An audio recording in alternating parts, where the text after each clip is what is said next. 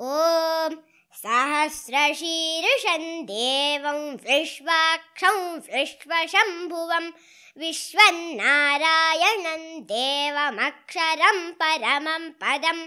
विश्वतः परमान् नित्यं विश्वन्नारायणगं हरिं विश्वमेवेदं पुरुषस्तद्विश्वमुपजीवति पतिं विश्वस्यात्मेश्वरगं शाश्वतगं शिवमच्युतं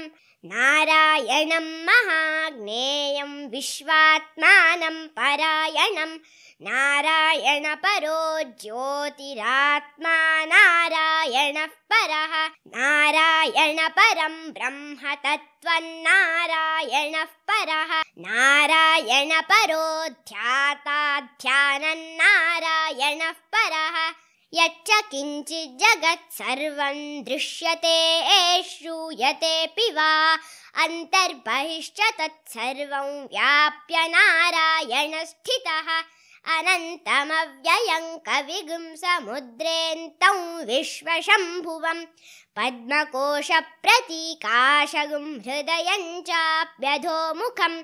अधोनिष्ट्यावितस्त्यान्ते नाभ्यामुपरि तिष्ठति ज्वालमालाकुलं भाति विश्वस्यायतनं महत् सन्ततगुं शिलाभिस्तुलं बत्याकोशसन्निभं तस्यान्ते सुशिरगुं सूक्ष्मं तस्मिन्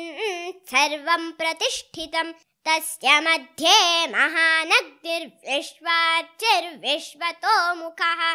सोऽग्रभुग्विभजन् तिष्ठन्नाहारमजरः कविः तिर्यगूर्ध्वमधशायीरश्मयस्तस्य सन्तता सन्तापयति स्वं देहमापादतलमस्तकः तस्य मध्ये वह्निशिखा अणीयोर्ध्वा व्यवस्थितः नीलतो यदमध्यस्थाद्विद्युल्लेखेव भास्वरा नीवारशूकवर्तन्वी पीताभा आस्वत्यनूपमा तस्या शिखाया मध्ये परमात्मा व्यवस्थितः स ब्रह्म स शिवः स हरिः सेन्द्रः सोऽक्षरः परमस्वराट् ॐ ऋतगं सत्यं परं ब्रह्म पुरुषं कृष्णपिङ्गलम् ऊर्ध्वरेतौ विरूपाक्षं विश्वरूपाय वै नमो नमः